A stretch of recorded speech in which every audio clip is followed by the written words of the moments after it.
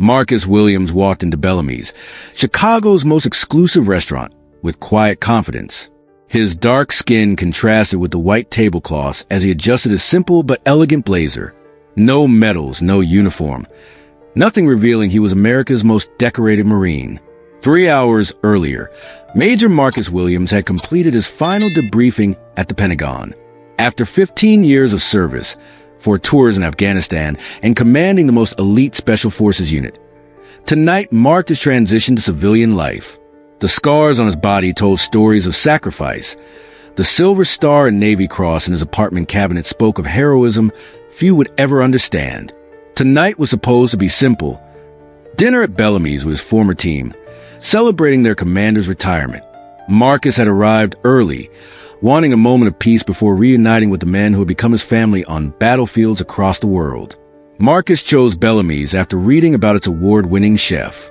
The restaurant boasted crystal chandeliers, marble floors, and a clientele Chicago's wealthiest. Old money mingled with new tech fortunes, politicians with celebrities. As he entered, Marcus observed everything. Exits, crowd composition, security cameras. 15 years of combat had made threat assessment instinctive. But tonight, the threat wouldn't come from hidden explosives or enemy combatants.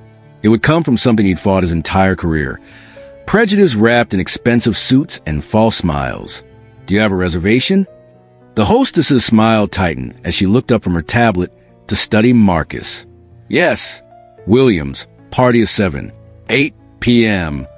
His voice carried the steady calm of a man who had commanded under gunfire. Her fingers tapped aggressively on the screen. "I don't see it here. Please check again.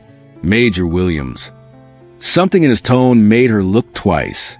She frowned, scrolled further. "Oh, there it is. Your friends haven't arrived yet. They'll be here shortly." She nodded curtly. "Follow me." Marcus followed her to the main dining area where crystal glasses caught the light and conversations flowed among Chicago's elite. Despite numerous empty tables with reserved cards and prime locations, she led him to the far corner near the kitchen doors. "Will this be acceptable?" Her tone suggested it wasn't a question. Marcus surveyed the table. Kitchen noise, poor lighting, high traffic from servers. In Afghanistan, he'd never choose such a tactically vulnerable position. "Are there no other tables available?" He gestured towards several empty four-tops with better positioning. "Those are reserved for our regular patrons," she replied, emphasizing the last 2 words. "This is all we have available for your group." Marcus recognized the treatment. He'd experienced it throughout his life, even in uniform. He simply nodded and took his seat, maintaining the same calm that kept his team alive in ambushes. "I'll wait for my guests here." "Thank you." Owen Parker, Bellamy's manager, moved through the restaurant like a general inspecting his troops. White mid-50s with a tailored suit and permanently arched eyebrow. He stopped at every table, except Marcus's. "Mr. Parker," the hostess whispered, "that man claims to have a reservation for 7 people." Owen glanced dismissively toward Marcus. "Keep an eye on that table. If his friends cause any disturbance, they're out." 30 minutes passed. Marcus sat patiently, untouched water glass before him, no server approaching. He'd waited longer in desert hideouts, watching targets through rifle scopes. The restaurant atmosphere shifted as Michael Brooks entered. CEO of Techfront Industries and major defense contractor. No reservation, but Owen personally rushed to greet him. "Mr. Brooks, what an honor. Your usual table is occupied, but I'll have it cleared immediately." Brooks, tall, confident, surrounded by an entourage, surveyed the room imperiously. "Don't bother. That one looks fine." He pointed to a 6-top near the center, currently occupied by a family finishing dessert. Owen snapped his fingers, and within minutes, the family was ushered out with complimentary gift cards, their table reset for Brooks. Marcus watched as 3 servers attended Brooks, champagne appearing without request. Meanwhile, after 45 minutes, no one had taken his order. Brooks's voice carried across the restaurant. "The military contract is practically guaranteed. These Pentagon officials think $50 million is excessive. But what do soldiers know about business?" His companions laughed as Brooks continued. Half these troops come home and can't even find jobs. They're trained to follow orders, not think. That's why I never hire veterans, too rigid, too damaged. Marcus's jaw tightened slightly, the only visible sign of reaction. He'd lost 4 men securing the very bases where Brooks's company installed their overpriced, underperforming equipment. Marcus Williams? Is that you? An older black man in a tailored suit approached, extending his hand. Dr. Reynolds, I treated your mother's heart condition 5 years ago. Marcus stood, shaking the doctor's hand with a firm grip. Dr. Reynolds, she still speaks highly of you. Join us at our table, Reynolds offered, noticing Marcus's isolation.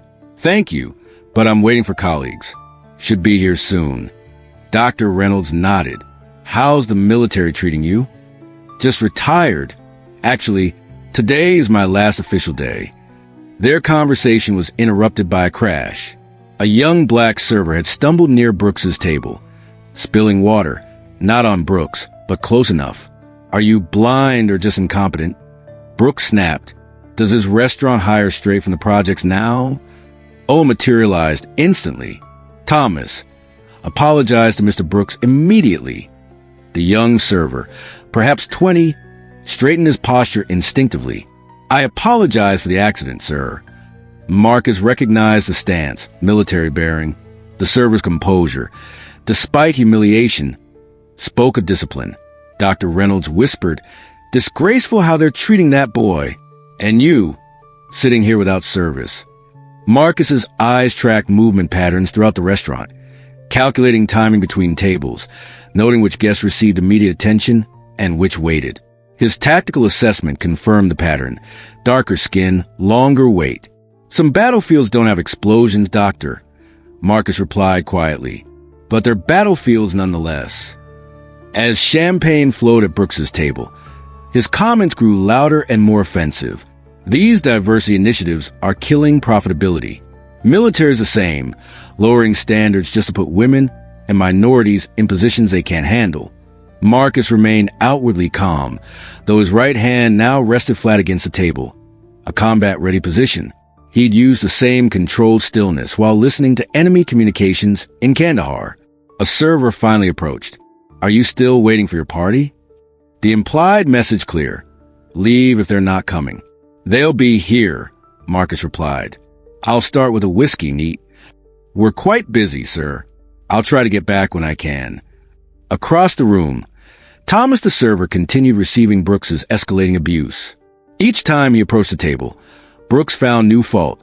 Water too cold, bread too hard, service too slow. Marcus recognized the patterns of an approaching storm. In combat, he could read terrain, anticipate ambush points. Here, he read human terrain, Brooks's increasing intoxication, Owen's enabling behavior, Thomas's thinning restraint. That boy needs to be fired. Brooks announced loudly after Thomas delivered his entree. Probably stole half the silverware already. Owen nodded obsequiously. I'll handle it, Mr. Brooks. In the kitchen doorway, Thomas stood rigidly, absorbing the humiliation. His eyes met Marcus's briefly, a silent communication between men accustomed to enduring injustice with dignity. Marcus thought of Private Jackson, a young Marine under his command who died pulling 3 teammates from a burning Humvee. Jackson had been Thomas's age, with the same determined eyes, the same dark skin that made others question his worth before knowing his character. Some fought for freedom on foreign soil, others fought for dignity on their own. Brooks, now visibly drunk, grabbed Thomas's arm as he cleared plates. You missed a spot, boy. Incompetent like all of them. Thomas tensed but maintained composure. Please let go of my arm, sir. Or what? Brooks sneered, gripping tighter. Know your place. Thomas carefully extracted himself. I'm just doing my job, sir. Brooks stood suddenly, wine glass toppling. Red liquid spread across white tablecloth, like blood on sand. You disrespected me. The restaurant froze. Cell phones emerged, recording. Mr. Brooks, please. Owen intervened, but not to defend Thomas. Let me handle this troublemaker. Owen turned on Thomas. You're fired. Leave immediately, or I'll call police. I didn't do anything wrong, Thomas protested quietly. Are you contradicting Mr. Brooks? Owen's face reddened. He spends more here monthly than you earn in a year. Marcus watched Thomas's eyes, the same look he'd seen in young Marines facing impossible situations. Pride fighting survival. Dignity against necessity. My father served this country for 12 years, Thomas said, voice steady despite trembling hands. He taught me to stand up when something's wrong. Your father should have taught you to know your place. Brooks slurred. Call security. Owen, I want him arrested for assault. Diners shifted uncomfortably. Some looked away. Some stared at phones. Some whispered behind menus. No one intervened. Marcus recognized a moment. The critical decision point before a mission either succeeded or catastrophically failed. The moment that separated observers from leaders. Marcus stood, the movement so fluid and controlled it drew every eye. His posture changed subtly, shoulders squared, chin slightly raised, hands relaxed but ready. The restaurant quieted. That's enough. His voice carried without shouting, the same tone that cut through battlefield chaos and commanded elite warriors. Owen stepped toward him.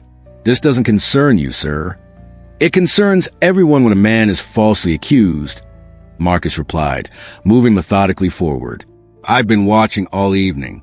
This young man has been professional despite continuous provocation. Brooks sneered. Who the hell are you? Someone who recognizes injustice, Marcus answered, standing between Thomas and Brooks now. And someone who knows Mr. Brooks grabbed first, which constitutes assault, not the other way around. Owen's face flushed. You've been nothing but trouble since arriving. I'm calling security to remove both of you. I wouldn't, Marcus advised calmly. Are you threatening me? Owen pulled out his phone. Providing tactical advice, Marcus corrected. From where I'm standing, that's a mistake. Brooks laughed. Another nobody thinking he's somebody. The restaurant doors opened. 6 individuals in crisp military dress uniforms entered. 3 men, 3 women, representing different races, but united by perfect posture and purpose. They moved with synchronized precision, stopping at attention inside the entrance. A tall white officer stepped forward, scanning the room until his eyes locked on Marcus. He approached directly, stopped 3 feet away, and snapped a perfect salute. Major Williams, sir. Colonel Davidson and team reporting as ordered. The other officers followed, forming a line, each saluting Marcus with parade ground precision. The Secretary of Defense extends his congratulations on your retirement and his personal thanks for Operation Silent Shield, sir. Colonel Davidson continued. Your action saved 84 civilian lives and 17 service members. Marcus returned their salutes with perfect form. Owen's phone clattered to the floor. Brooks's face drained of color. Major Williams? The Marcus Williams. Brooks stammered. The Medal of Honor recipient? The same, Colonel Davidson answered coldly. One of the most decorated Special Forces commanders in Marine Corps history. The man your company tried to discredit when he reported your faulty equipment cost American lives. The restaurant had transformed into a different battlefield now. Truth versus deception, honor versus dishonor. Marcus's team formed a protective semicircle, their presence commanding respect without a word. Thomas, Marcus said, turning to the young server, your father was Sergeant James Wilson, 3rd Battalion, correct? Thomas's eyes widened. Yes, sir. How did you? I served with him in Helmand Province. He saved my life during a night raid gone wrong. Marcus placed a hand on Thomas's shoulder. He spoke often of his son. Said you were studying engineering while working to support your mother. Colonel Davidson stepped forward. Mr. Owen, Mr. Brooks, I suggest you consider your next actions carefully. Discrimination against military families is not only shameful, but potentially actionable under certain circumstances. Owen stammered. We had no idea. That's precisely the problem. A female captain interjected. You shouldn't need to know someone's service record to treat them with basic human dignity. Marcus's phone rang. He answered, listened briefly, then extended it to Brooks. It's General Hamilton, chairman of the Joint Chiefs. He'd like a word about your company's contracts. Brooks took the phone with shaking hands. His face grew increasingly pale as he listened. Meanwhile, Marcus turned to Thomas. Your father will be proud of how you handled yourself tonight. The discipline you showed. Thank you, sir, Thomas replied, standing straighter. Marcus then addressed the restaurant. I didn't come here looking for recognition. None of us who, sir, do. We do it believing in something greater than ourselves, believing that every American deserves respect regardless of their appearance. Owen approached tentatively. Major Williams, please accept my deepest apologies. Your dinner tonight is complimentary, of course. Marcus shook his head. No, what's complimentary is the education you received tonight. The bill for that is paid daily by those who serve. Brooks, ashen-faced, returned the phone. General Hamilton has concerns about our contracts and my behavior. Actions have consequences, Mr. Brooks, in combat and in life. Brooks swallowed hard. I've been under pressure. The things I said about veterans were inexcusable, Marcus finished, but unfortunately common. Many see the uniform, not the person who wears it. Many see color before character. Owen stepped forward again. Major Williams will ensure Thomas keeps his position with a promotion and raise. And we like to establish a military appreciation night monthly. Start by changing your daily practices, not adding special events, Marcus advised. And support Thomas's education. His father gave everything for this country. Thomas looked at Marcus. Sir, how did you stay so calm when they treated you badly? I faced worse and survived, Marcus answered. But more importantly, change rarely comes from reacting with anger. It comes from responding with dignity, then having the courage to show others a better way. Across the restaurant, other diners had risen in respect. Some approached to shake hands with the military officers. Others looked ashamed of their earlier silence. Sometimes the hardest battlefield, Marcus told Thomas, is the one right here at home. As Marcus left with his team, the restaurant had fundamentally changed. Staff stood straighter. Conversations had shifted. Perspectives had been altered. True heroism isn't always about dramatic rescues or battlefield courage. Sometimes it's standing firm when no one else will, ensuring respect for all who serve, both in uniform and beyond. Have you ever witnessed someone standing up against discrimination? Share your story below. If this resonated with you, hit that like button and subscribe to see more powerful stories of courage and respect. Remember, change begins with how we treat each other every day, not just when someone's rank or medal is revealed.